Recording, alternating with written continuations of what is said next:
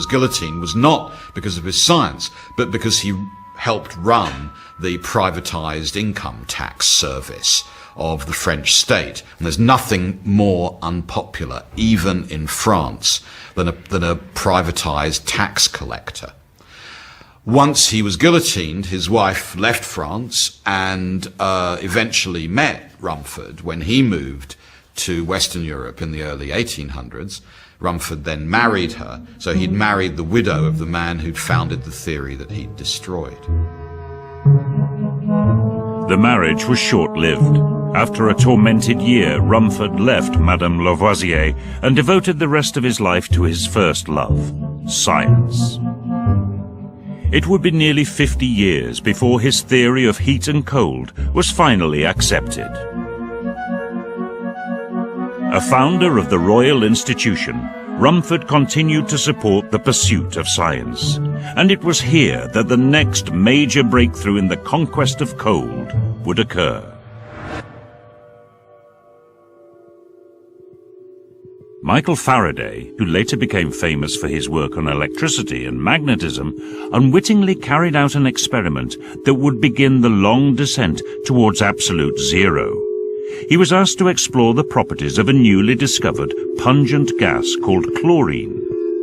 This experiment was potentially explosive, which is perhaps why it was left to Faraday, and perhaps also why Dr. Andrew Shidlow is curious to repeat it today.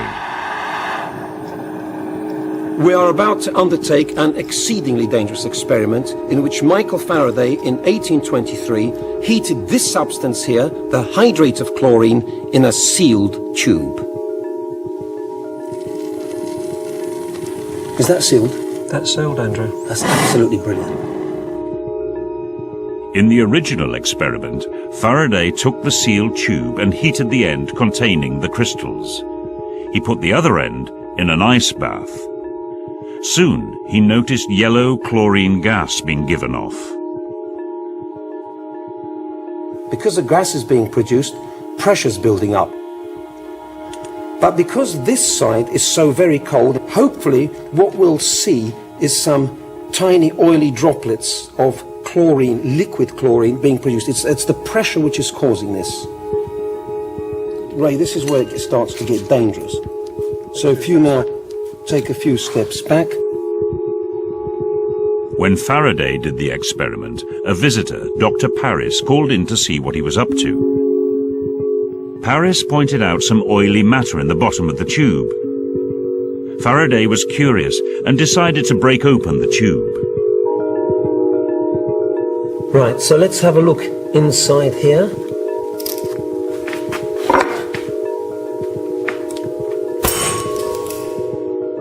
The explosion sent shards of glass flying.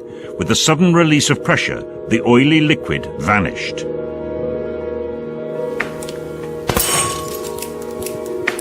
And there we are. Is that what happened? Yeah, that's exactly what happened. It popped open, glass flew. And can you detect the strong smell of chlorine? I can now. Absolutely. Well, he detected the strong smell of chlorine, and this was a major mystery for him. Faraday soon realized the increased pressure inside the sealed tube had caused the gas to liquefy. Later, he used the same technique to liquefy ammonia gas.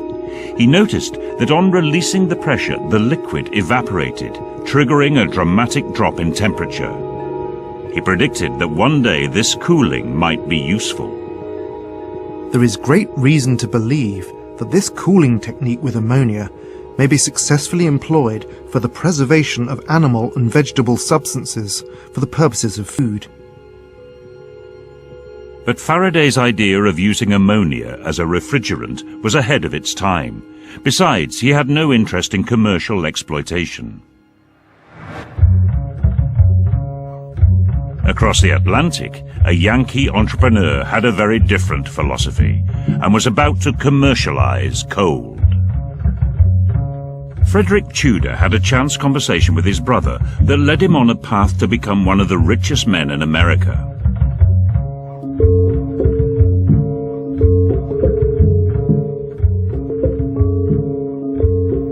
The story goes at the dinner table, they were trying to decide what they had on their father's farm they could make money off of, and certainly there was a lot of rocks, but people weren't going to pay for that.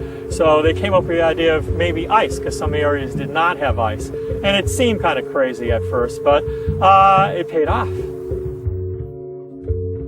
When Tudor began harvesting ice from New England ponds, he soon realized he needed specialized tools to keep up with the huge demand. We had the saws, and the saws were improvement over the old wood saws. They have teeth that are sharpened on both sides and set, so it cuts on both the up and the down stroke. The crew could clear a 3-acre pond easily in a couple of days.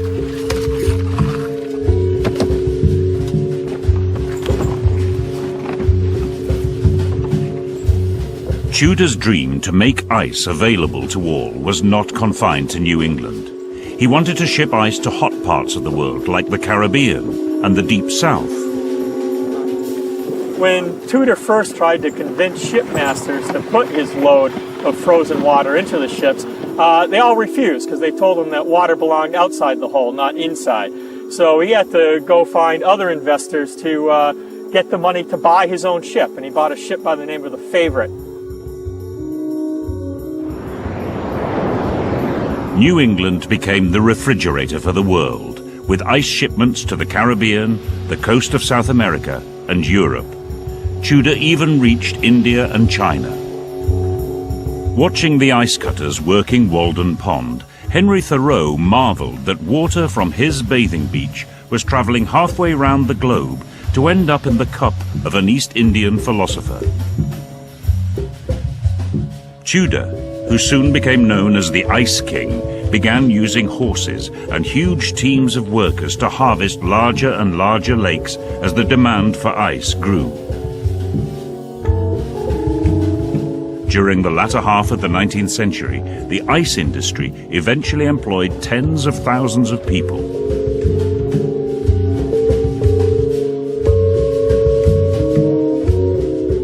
Tudor became the largest distributor of ice, and he became one of the first American millionaires. And we're talking about one of his ships going to the Caribbean, giving him a profit of $6,000. Now, this is in a time period when people were earning $200 to $300 a year, the average family. So someone earning thousands of dollars was just inconceivable. And that would be losing 20% of your ice when it got there. There was still huge amounts of profit. Tudor's success was based around an extraordinary physical property of ice. It takes the same amount of heat to melt a block of ice as it does to heat a similar quantity of water to around 80 degrees centigrade. This meant that ice took a long time to melt, even when shipped to hotter climates.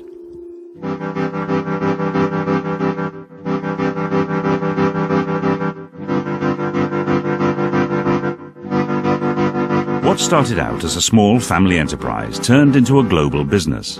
Frederick Tudor had industrialized coal, in the same way the great pioneers of steam had harnessed heat. By the 1830s, the Industrial Revolution was in full swing. Yet ironically, it was not until a small group of scientists worked out the underlying principles of how steam engines convert heat into motion that the next step in the conquest of coal could be made. Only after solving this riddle of heat engines could the first cold engines be made to produce artificial refrigeration.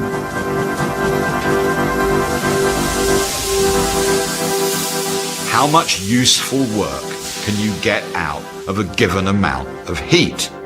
By the early 1800s, that had become the single most important economic problem in Europe. To make a profit was to convert heat into motion efficiently, without wasting heat and getting the maximum amount of mechanical effect.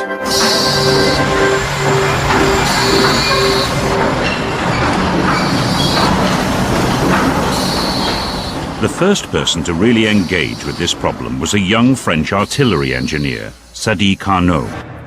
He thought that improving the efficiency of steam engines might help France's flagging economy after defeat at Waterloo. Working at the Conservatoire des Arts et Métiers, he began to analyze how a steam engine was able to turn heat into mechanical work.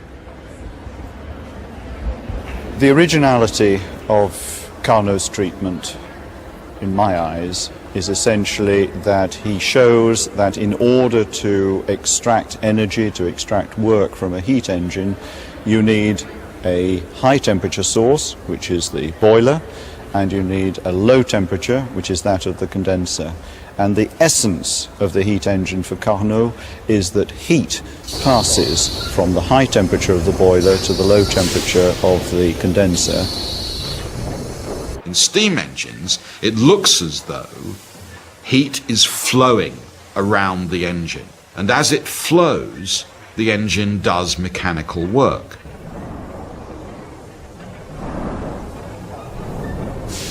The implication there is that heat is neither consumed nor destroyed. You simply circulate it around and it does work. So there the analogy would be between heat in a steam engine and water in a water wheel, as though it's the flow of heat that's actually getting the work done in a standard steam engine.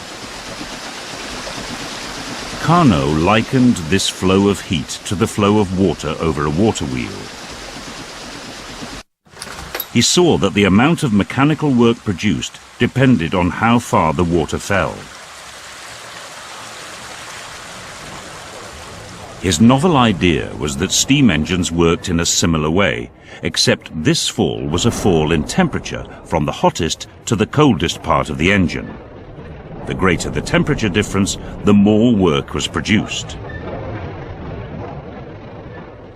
Carnot distilled these profound ideas into an accessible book for general readers, which meant it was largely ignored by scientists, instead of being heralded as a classic. Well, this is the book. It's Carnot's only publication, Reflections on the Motive Power of Fire of 1824. A small book, 118 pages only, published just 600 copies, and in his own lifetime it's virtually unknown. 20 years after the publication, William Thomson, the Scottish physicist, is absolutely intent on finding a copy. He's here in Paris, and the accounts we have suggest that he spends a great deal of time visiting bookshops, visiting the bouquiniste on the banks of the Seine, always asking for the book, and the booksellers tell him they've never even heard of it.